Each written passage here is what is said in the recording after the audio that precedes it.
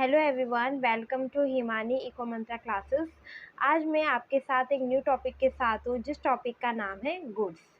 In economics, goods are item that satisfy human wants and provide utility. जो human की wants होती हैं और जिनसे हमें यूटिलिटी मिलती है, वो होते हैं गुड्स। मान लीजिए हमें भूख लगी है। अगर भूख लगी है तो हमें क्या चाहिए? फूड। तो जो हमारी वांट है, जो हमारी इच्छा है, वो क्या है? भूख को ख़त्म करना है। अब भूख को ख़त्म करने के लिए हमें क्या चाहिए? फूड। तो फूड से हमें क्या मिलेगी? यूटिलिटी, संतुष्टि मिलेगी। तो यही होते हैं goods. Goods are usually classified into the following types. Material goods. अब मटेरियल गुड्स क्या होते हैं? Material goods are those which are tangible. Material goods वो गुड्स होती हैं जो टेंजिबल होती हैं। टेंजिबल मतलब जिन्हें हम देख सकते हैं, टच कर सकते हैं। They can be seen, touched and transfer from one place to another. जिन्हें हम टच कर सकते हैं, देख सकते हैं, ट्रांसफ़र कर सकते हैं। जैसे कार, क्लोथ, मशीन, व्हीट, ये क्या होते हैं? मटेरियल गुड्स, जिन्हें हम छू भी सकते हैं, देख भी सकते हैं, इधर उधर ट्रांसफ़र भी कर सकते हैं। ये सब क्या कहलाते हैं? Material goods.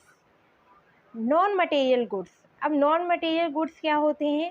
Non material goods are intangible, for they do not possess any shape or weight and cannot be seen, touched or transferred. Non material goods ऐसे गुड्स होते हैं जिनको ना हम देख सकते हैं, ना छू सकते हैं, ना फील कर सकते हैं।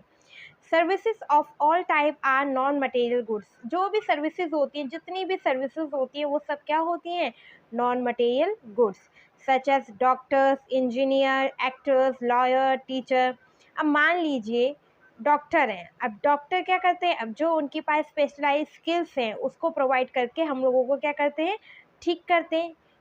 तो जो उनकी सर्विस है, उसको तो हम देख नहीं, मतलब कि हम उसको ना देख सकते, ना छू सकते, पर जो वो हमें सर्विस दे रहे हैं, उससे हमें क्या मिलती है? यूटिलिटी मिलती है। अगर हम ठीक हो जाएं, हम हेल्दी हो जाएं, तो वो क्या है? हमें यूटिलिटी प्रोवाइड करते हैं। अगर एक टीचर है, टीचर हमें पढ़ाते हैं, टीचर जब हमें पढ़ाते हैं तो वो अपनी क्या दे रहे हैं? सर्विस दे रहे हैं।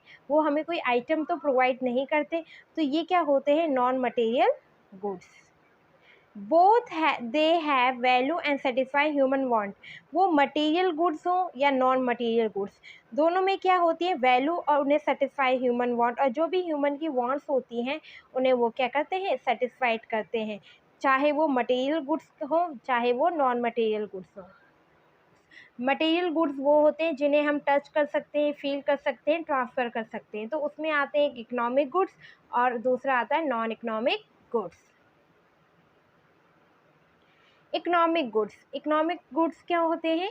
Economic goods are those which have a price and their supply is less in relation to their demand और आर स्केम। इकोनॉमिक गुड्स वो गुड्स होती हैं जिनका क्या है? डिमांड तो ज़्यादा है, पर सप्लाई क्या है? कम है।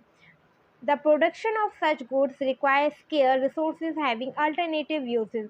और जो भी स्केयर रिसोर्सेज हैं, उनका क्या होता है? Alternative uses. जैसे कि लैंड। Land is square. हमें पता है कि हर किसी के पास एक लैंड क्या होती है? स्केयर होती है। सबके पास लिमिटेड इज लैंड होती है। ऐसा तो है नहीं कि पूरा विश्व एक ही इंसान का है। सबके पास एक लिमिटेड प्लेटफॉर्म होता है, लिमिटेड स्पेस होता है। तो land is square and is capable of producing rice और शुगर। अब फार्मर के पास एक फिक्स लैंड है। अब फिक्स लैंड में वो क्या कर सकता है? या तो राइस भी उगा सकता है या शुगर केन भी उगा सकता है। क्या वो दोनों उगा सकता है? नहीं। अगर दोनों को प्रोडक्शन करेगा, वो तो प्रोडक्शन फेल हो जाएगा, प्रोडक्शन होगा ही नहीं। तो उसके बाद क्या आते हैं? फार्मर के पास क्या लिमिटेशन आ जाती है कि उसको एक ही गुड को प्रोड्यूस करना है। तो लैंड इज स्केयर। ये क्या होते हैं? Economic goods. Second one is non economic goods. अब नॉन इकोनॉमिक गुड्स क्या होते हैं? Non economic goods are called free goods. Non economic goods को क्या कहा जाता है? Free goods. Because they are free gift of nature. क्योंकि ये हमें कहाँ से मिले हैं? नेचर से मिले, जो हैं free. They do not have any price and are unlimited in supply. इनकी कोई प्राइस भी नहीं और अनलिमिटेड सप्लाई। जैसे एयर, वाटर, सनशाइन। अब सूरज हमें किरण देता है, सनशाइन देता है, तो क्या हम उसके लिए पैसे पे करते हैं? पैसे तो हम पे नहीं करते। वो भी अनलिमिटेड सन रेज आती हैं। तो ये क्या होते हैं? Non economic goods. The concept of non economic goods is relative to place and time. अब जो नॉन इकोनॉमिक गुड्स हैं वो इकोनॉमिक गुड्स में भी चेंज हो सकती हैं, जैसे sand lying near the river is a free good, but when it in a trunk and the carried to the town for house construction it become economic good. अब non economic good में जैसे मैंने बताया जो sand है, और नदी किनारे जो सैंड है वो तो फ्री गुड है, बट जब हम घर बनाते हैं और जब हम कंस्ट्रक्शन के लिए लाते हैं अपनी सैंड को रिवर से घर बनाने के लिए, तो वो क्या बन जाता है, इकोनॉमिक गुड बन जाता है, क्योंकि उसका एक प्राइस हो गया, तो वो हो जाएगा non economic good. Economic goods को भी दो भागों में बांटा गया है, जिसमें आते हैं कंज्यूमर गुड्स और producer goods. Consumer goods are those final goods which directly satisfy the wants of consumer. अब कंज्यूमर गुड्स क्या होते हैं, जो कंज्यूमर को डायरेक्टली सेटिस्फाइड करते हैं, जिन्हें हम कंजम्पशन कर लेते हैं डायरेक्टली, जैसे ब्रेड हो गया, मिल्क हो गया, पैन हो गया, इनका क्या है, हम डायरेक्टली इन्हें यूज़ करते हैं, इनके साथ कोई प्रोडक्शन नहीं होता है। सेकेंड वन इज़ कैपिटल और प्रोड्यूसर गुड्स। अब कैपिटल और प्रोड्यूसर गुड्स क्या होते हैं, capital goods are those goods which help in the production of other goods that satisfy the want of the consumer directly or indirectly. अब producer goods क्या होते हैं, जो कंज्यूमर के लिए गुड्स बन रहे हैं, तो उसमें जो यूज़ होगा, अब ऐसा तो है नहीं कि जो कंज्यूमर गुड्स हैं वो ऐसे ही मिल जाएंगे, उसके लिए प्रोडक्शन होता है, प्रोडक्शन के लिए प्रोड्यूसर के लिए जो पास होने चाहिए जो भी गुड, जैसे मशीन हो गया, प्लांट हो गया, एग्रीकल्चर इंडस्ट्रियल रॉ मटेरियल हो गया, ये सब क्या हो जाते हैं, प्रोड्यूसर गुड्स, और इनको ही कहते हैं कैपिटल गुड्स, जो भी प्रोडक्शन में लगती हैं।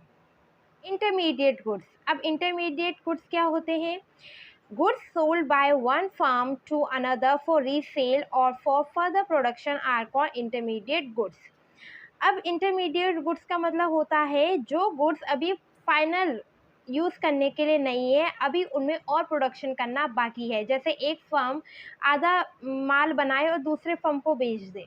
अब उसने आधा अधूरा माल बनाया, तो आधा अधूरा माल कंज्यूमर के लिए बेनिफिशियल नहीं है, उसे तो फाइनल गुड चाहिए, तो फाइनल गुड बनाने के लिए जब उसे दूसरे फर्म में भेजा जाता है तब वो जाके फाइनल गुड बनेगा। तो इंटरमीडिएट गुड्स वो होते हैं जिनको रीसेल किया जाता है फर्दर प्रोडक्शन के लिए, जैसे फ्लावर है, milk and sugar use in making biscuit. अब अगर हमें बिस्कुट बनाना है तो जो भी फ्लावर है, मिल्क है, शुगर है, वो तो आधा है। अब इन सबको जो हम पूरा कंप्लीट बनाएंगे, अलग अलग फर्म से अगर हम फ्लावर मंगाते हैं, मिल्क अलग इंडस्ट्री से मंगाते हैं, शुगर अलग से मिलाते हैं, तब जाके हम अगर बिस्कुट बनाएं तब वो क्या हो जाएगा, अगर बिस्कुट बन जाएगा तब वो फाइनल गुड हो जाएगा। पर जब हम अलग अलग कंपनी से, अलग अलग इंडस्ट्री से अलग अलग आइटम्स को मंगाएं तो वो क्या हो जाता है, इंटरमीडिएट गुड्स हो जाता है। That do not require further processing, जिनका अब आगे चल के कोई प्रोसेसिंग नहीं होना है, जिन भी गुड्स का वो फाइनल है, अब वो कंजम्पशन के लिए रेडी हैं। This goods are ready to for use by their final user, जो भी फाइनल यूज़र है वो उसको यूज़ कर सकते हैं डायरेक्टली। जैसे शुगर है, अब जो शुगर बन गई, अगर हम चाय पीते हैं तो उसमें शुगर डल के तो डायरेक्टली यूज़ हो गया वो। सॉल्ट है, बिस्कुट है, मैंने आपको ऊपर बताया कि जब हम अलग अलग इंडस्ट्री से अलग अलग आइटम मंगाएंगे तो वो इंटरमीडिएट हो जाएगा, जब वो फाइनल बिस्कुट बन जाएगा तो बिस्कुट क्या हो जाता है, फाइनल गुड। ब्रेड है, ब्रेड हम डायरेक्टली यूज़ कर लेते हैं। अब टेलीविज़न आता है, टेलीविज़न को जो हम टीवी को अपने घर में लगता है वो डायरेक्ट यूज़ हो जाता है, पर जब टीवी को अलग अलग कंपनीज द्वारा अलग अलग उसके पार्ट्स मंगाए जाते हैं तब वो क्या हो जाता है, इंटरमीडिएट गुड। एक डिफरेंस ये भी है कि हर किसी के लिए फाइनल गुड और इंटरमीडिएट गुड अलग अलग हो सकता है। मान लीजिए एक कंपनी है, एक इंडस्ट्री है, उसके लिए मिल्क जो है फाइनल गुड है, पर दूसरे इंसान के लिए वो इंटरमीडिएट गुड्स भी हो सकता है। तो ये कंज्यूमर पे डिपेंड करता है कि क्या वो उस इंसान के लिए वो फाइनल गुड्स है या इंटरमीडिएट गुड्स है।